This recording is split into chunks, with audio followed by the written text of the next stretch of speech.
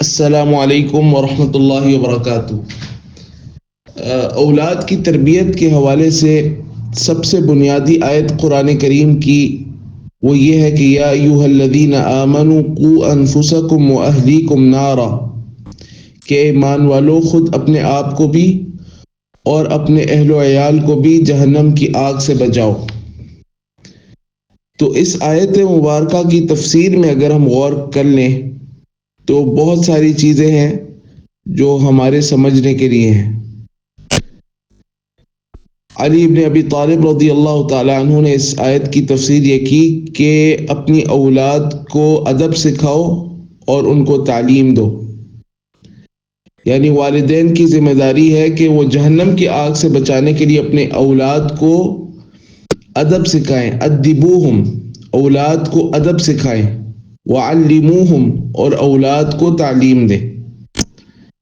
ادب سکھانا اور تعلیم دینا یہ انتہائی ضروری ہے۔ اور اسی طریقے سے ابن عباس رضی اللہ عنہما وہ یہ کہا کرتے تھے وَأْمُرُوا أَهْلِيكُمْ بِالذِّكْرِ يُنْجِيكُمُ اللَّهُ مِنَ النَّارِ، اپنے گھر والوں کو اللہ کے ذکر کا حکم دو، اللہ تعالیٰ اس کی وجہ سے تمہیں جہنم کے آگ سے بچا لے گا۔ اور اسی طریقے سے مجاہد ابن جبر رحمہ اللہ انہوں نے اس کی تفسیر یہ کی کہ اوصوا اہلیکم بتقوی اللہ، اپنے گھر والوں کو اللہ کے تقوی کا حکم دو۔ اور اسی طریقے سے قتادہ رحمہ اللہ نے یہ کی کہ یأمرہم بطاعت اللہ وینہاہم عن معصیت اللہ وان یقوم علیہم بامر اللہ، کہ ان کو اللہ کی طاعت کا حکم دے اور ان کو اللہ کی نافرمانی سے روکے، اور ان پر اللہ سبحانہ و تعالیٰ کی شریعت کی پاسداری کرے، یعنی ان کو اللہ سبحانہ و تعالیٰ کی شریعت پر چلائے۔ وَيَأْمُرُهُمْ بِهِ، اور ان کو اس کا حکم دے، وَيُسَاعِدُهُمْ عَلَيْهِ، اور اس پر ان کی مدد کرے۔ فَإِذَا رَأَيْتَ لِلَّهِ مَعْصِيَةً، اگر اپنے اہل و عیال میں اللہ تعالیٰ کی کوئی نافرمانی دیکھے تو ان کو اس پر ڈانٹے اور ان کو اس سے روکے۔ اور امام ضحاک رحمہ اللہ اور مقاتل رحمہ اللہ وہ یہ کہا کرتے تھے کہ حق علی المسلم ان يعلم اہلہ، کہ ایک مسلمان پر یہ لازم ہے، فرض ہے کہ وہ اپنے اہل و عیال کو تعلیم دے۔ اور کیا چیز ان کو سکھائے؟ ما فرض اللہ علیہم وما نہاہم اللہ عنہ، جو چیزیں اللہ نے ان پر فرض قرار دی ہیں اور جن سے اللہ سبحانہ و تعالیٰ نے ان کو روکا ہے۔ تو والدین کی ذمہ داری ہے، ہم سب کی ذمہ داری ہے والدین کی حیثیت سے کہ ہم اپنے اہل و عیال کو ان کو ادب سکھائیں، اللہ کا ادب، اس کے رسول کا ادب، اہل ایمان کے ساتھ ادب، گفتگو کا ادب، کھانے پینے کا ادب، زندگی گزارنے کا جو رہن سہن کا جو ادب ہے، جو اسلام نے ہمیں ادب سکھائے ہیں، اور جو صالحین اور نیک لوگوں کے آداب ہیں، لباس کے آداب، ہر چیز کے گفتگو کے آداب، ان کی اصلاح کے اوپر انسان بہت زیادہ فوکس کرے، بہت زیادہ توجہ دے۔ اور دوسرا یہ کہ ان کو تعلیم دے، اللہ اور اس کے رسول کی معرفت سکھائے، ان کے فرائض کے بارے میں، اور کیا چیزیں حرام ہیں، صحیح عقیدہ کیا ہے، اور اللہ اور اس کے رسول کے حقوق کیا ہیں، اور دین کیا ہے، دین کے تصورات کے بارے میں، عبادات کے بارے میں، معاملات کے بارے میں، اخلاقیات کے بارے میں ان کو تعلیم دے۔ اور اسی طریقے سے ان کو اس میں ان کے لیے مددگار بنے، شریعت پر عمل کرنے کا ایک ماحول ان کو فراہم کرے کہ جس ماحول کے اندر وہ شریعت پر عمل کر سکیں، اچھے دوست ان کو دے، برے دوستوں سے بچائے، بری صحبت سے بچائے، صالح صحبت ان کو دے۔ اب ہم اس آیت کی روشنی میں جو علماء نے اس کی تفسیر کی، صحابہ اور تابعین نے جس طرح اس آیت کو سمجھا، اگر یہ ہمارے سامنے سلف نے جو تفسیر کی ہمارے سامنے ہو تو پھر اب موجودہ تعلیمی نظام کے حوالے سے ہماری کیا ذمہ داری بنتی ہے؟ اور وہ حدیث بھی ہم اپنے پیش نظر رکھیں کہ کلکم راعن و کلکم مسئول عن رعیتہ، تم میں سے ہر ایک ذمہ دار ہے، نگہبان ہے، اور اس کی نگہبانی کے متعلق سوال کیا جائے گا۔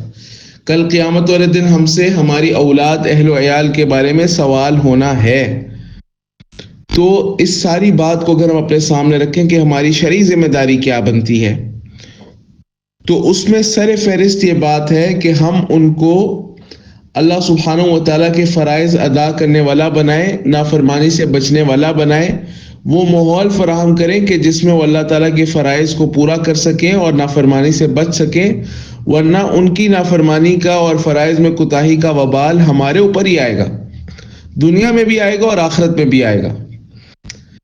ہماری جو دنیا کی وہ ہے نا، جس طرح قرآن کریم میں اللہ تعالیٰ نے فرمایا کہ من عمل صالحا من ذکر او انثى وهو مؤمن فلنحيينه حیاۃ طیبہ، کہ مومن جو عمل صالح کرتا ہے اس کو ہم دنیا میں حیات طیبہ عطا کریں گے۔ تو یہ جو حیات طیبہ ہے، اسی طریقے سے جو اولاد کا والدین کے لیے آنکھوں کی ٹھنڈک بننا ہے،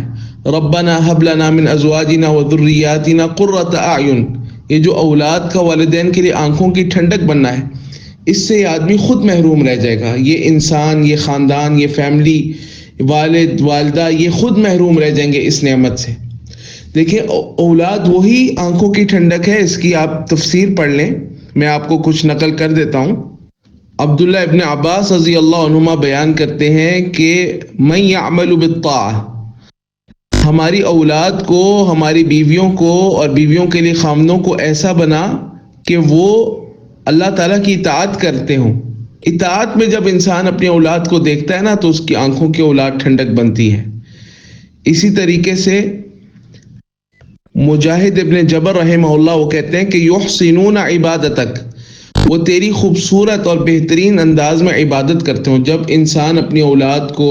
مرد اپنی بیوی کو، بیوی اپنے خاوند کو اللہ کی عبادت کرتے ہوئے دیکھتا ہے تو پھر اس وقت اس کی اولاد، اس کی بیوی، بیوی کے لیے خاوند، وہ اس کی آنکھوں کا ٹھنڈک بنتی ہے۔ ایسے نہیں ہے کہ بس اللہ اگر رزق ہے، صحت ہے، یہ ساری چیزیں ہیں اور اللہ کی اطاعت نہیں ہے، نافرمانی ہے، تو نہ ایسی بیوی خاوند کے لیے آنکھوں کی ٹھنڈک ہے، نہ ایسی اولاد خاوند کے لیے آنکھوں کی، اپنے ماں باپ کے لیے آنکھوں کی ٹھنڈک ہے، اور نہ ایسا باپ اولاد کی آنکھوں کی ٹھنڈک ہے، نہ بیوی کی، ایسا شوہر جو ہے وہ اپنی بیوی کی آنکھوں کی ٹھنڈک ہے، قطعاً نہیں ہے۔ یہ صرف تب ہے جب خاندان میں، فیملی میں اللہ سبحانہ و تعالیٰ کی اطاعت ہو۔ اور حیات طیبہ کا یہ معنی کیا علماء نے کہ قناعت ہو، اولاد کو انسان قناعت سکھائے، صبر سکھائے، اور اسی طریقے سے حیات طیبہ کا معنی کیا الرزق الحلال فی هذه الدنیا، اس دنیا میں رزق حلال جو ہے وہ ملے۔ اولاد کو انسان ایسی تعلیم دلوائے اور اس قابل کرے کہ اولاد جو ہے وہ رزق حلال کمائے اور کسی کی محتاج نہ ہو، جیسے کہ عبداللہ ابن عباس رضی اللہ عنہما نے حیات طیبہ کا معنی کیا الکسب الطیب، پاکیزہ کمائی، والعمل الصالح، اور پاکیزہ اور نیک عمل۔ اور اسی طریقے سے عبداللہ ابن عباس نے ایک معنی حیات طیبہ کا کیا سعادت والی زندگی۔ اور سعید ابن جبیر رحمہ اللہ انہوں نے معنی کیا کہ لا تحوجوہ الی احد، انسان اپنی اولاد کو کسی کا محتاج نہ بنائے، یعنی اس کو تعلیم سکھانا، اس کو ادب سکھانا، اس کو ہنر سکھانا، اس کے اندر یہ صلاحیت پیدا کرنا کہ وہ اپنا رزق، اپنا معاش کو کما سکے، یہ بھی والدین کی ذمہ داری ہے۔ لیکن ان کو اللہ کی معصیت سے، نافرمانی سے بچانا یہ بھی فرض ہے۔ لہٰذا والدین نے کیا کرنا ہے، والد کے اوپر ذمہ داری بنتی ہے اصلاً کہ وہ موجودہ جو نظام تعلیم ہے ان میں اپنی اولاد کو فتنوں سے، شبہات سے، شہوات سے بچائے، اور جو خواہش پرستی ہے اس سے بچائے، اور اپنی اولاد کی ایسی تعلیم کا بندوبست کرے کہ جس سے اس کی اولاد فتنوں سے محفوظ رہے، اور اس کے اوپر پہرا دے کلکم راع وکلکم مسئول عن رعیتہ، اس میں قناعت پیدا کرے، اچھے اوصاف اچھے اخلاق پیدا کرنے کی کوشش کرے، علماء کے ساتھ اس کا تعلق جوڑے اور اس کو شرعی تعلیم دلوائے اور اس کو مسجد کی پابندی کروائے، نمازوں کی پابندی کروائے، مساجد لے کر جائے، حتیٰ کہ والد مسئول ہے تو والد جو ہے وہ پوچھ سکتا ہے، وہ نگہبان بنایا گیا نا، تو والد اپنے بچے کا موبائل بھی چیک کر سکتا ہے، پوری اس کی نگہبانی کرے، اس کی تربیت کرے، اس کی اصلاح کرے اور اس میں حکمت کو پیش نظر رکھے. ہاں، اور اگر ایک کام جو ہے وہ احسن انداز سے ہو سکتا ہے تو اس کو برے انداز سے نہ کرے. اور اس کے اندر بہت ساری تفصیلات ہیں، گہرائی ہے، تربیت اولاد کے بارے میں بہت ساری تفصیل ہے جو کتاب و سنت کے اندر مروی ہے، وہ انشاءاللہ کسی وقت آپ لوگوں کے ساتھ ذکر کر دی جائے گی انشاءاللہ اللہ تعالیٰ کی توفیق سے. لیکن الغرض اس ساری بات کا ایک ماحصل اور ایک نتیجہ یہ ہے کہ اپنی اولاد کو انسان مواقع الفتن، فتن کے جو شبہات کی جو جگہ ہیں، جو ہمارے جس طرح سکولز ہیں، کالجز ہیں، یونیورسٹیز ہیں، ان کے اندر یعنی جہاں پہ کم سے کم ہو سکتا ہے وہ چیز اختیار کرے، جہاں پہ فتنہ کم سے کم ہے. اب تو فتنہ پھیل چکا ہے، لیکن جہاں پہ کم سے کم وہ ان فتنوں سے زیادہ بچ سکتا ہے، جس طرح ہوم سکولنگ کی ایک آپشن ہے، اس کے بعد پرائیویٹ تعلیم کی ایک آپشن ہے، اور اس کے بعد اگر یعنی مجبوراً جانا پڑ رہا ہے تو پھر اس کے لیے بقیہ جو لوازمات ہیں کہ اس کی دین کے اندر اتنی فاؤنڈیشن اس کی سٹرونگ ہو کہ وہاں پہ موجود جو شبہات ہیں وہ اس کو خراب نہ کر سکیں، اور دین پر عمل اس کا اتنا مضبوط ہو، آپ نے اس کی ایسی اچھی تربیت کی ہو کہ وہ جو ماحول ہے وہ اس کو خراب نہ کرے، اور پھر اس کے باوجود بھی آپ اس کی پوری نگہبانی کرتے رہیں اور اس کی رہنمائی کرتے رہیں اور قدم قدم پہ اس کے ساتھ اس کو لے کر چلیں، چاہے وہ بیٹا ہو یا بیٹی ہو. یہ سارے معاملات انتہائی ضروری ہیں، اور اس میں ایک بہت اہم چیز یہ ہے کہ ہم اہل علم سے مشاورت کریں اور ان کے مشورے کے اوپر جو ہے وہ عمل کرتے ہوئے چلیں. اللہ تعالیٰ نے فرمایا فَاسْأَلُوا أَهْلَ الذِّكْرِ إِن كُنتُمْ لَا تَعْلَمُونَ، اگر تم نہیں جانتے تو اہل علم سے پوچھ لو. اور دینی معاملات اور دنیاوی معاملات کے بارے میں یہ بھی کہا کہ وَشَاوِرْهُمْ فِي الْأَمْرِ، اپنے معاملات میں مشورہ کرو. جو عقل والے لوگ ہیں، جو تجربہ کار لوگ ہیں، جو علماء ہیں، جن کے پاس علم ہے، اسی طرح جنہوں نے اپنے اولاد کی اچھی تربیت کی ہے اور ان کی اولاد میں اچھی اور نیکی کے آثار آپ کو نظر آتے ہیں، ایسے لوگوں سے آپ مشورے میں رہیں، ان کے ساتھ ایک تعلق بنا کر رکھیں. یہ ساری چیزیں بہت ضروری ہیں، اور اللہ سبحانہ و تعالیٰ سے دعا کریں. یہ دعائیں دیکھیں، انبیاء دعا بہت کام کی چیز ہے. انبیاء علیہ السلام نے اپنی اولاد کے لیے کس طرح دعائیں کی. ابراہیم علیہ السلام نے وَجْنُبْنِي وَبَنِيَّ أَن نَّعْبُدَ الْأَصْنَامَ رَبِّ اجْعَلْنِي مُقِيمَ الصَّلَاةِ وَمِن ذُرِّيَّتِي، اسی طریقے سے ربنا وجعلنا مسلمین لک ومن ذریتنا امۃ مسلمۃ لک. اور زکریہ علیہ السلام نے ربی حب لی من لدنک ذریۃ طیبہ انک سمیع الدعاء. یہ جو دعائیں ہیں اولاد کی فرما برداری کی، ان کی اطاعت کی،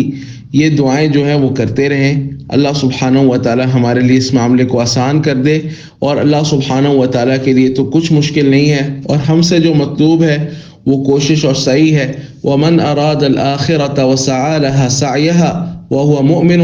فَأُولَٰئِكَ كَانَ سَعْيُهُمْ مَشْكُورًا، کہ جو آخرت کی کامیابی کا ارادہ رکھتا ہے، مقصد درست ہے، نیت صحیح ہے، وَسَعَى لَهَا سَعْيَهَا، اور پھر اس کے لیے کوشش کرتا ہے،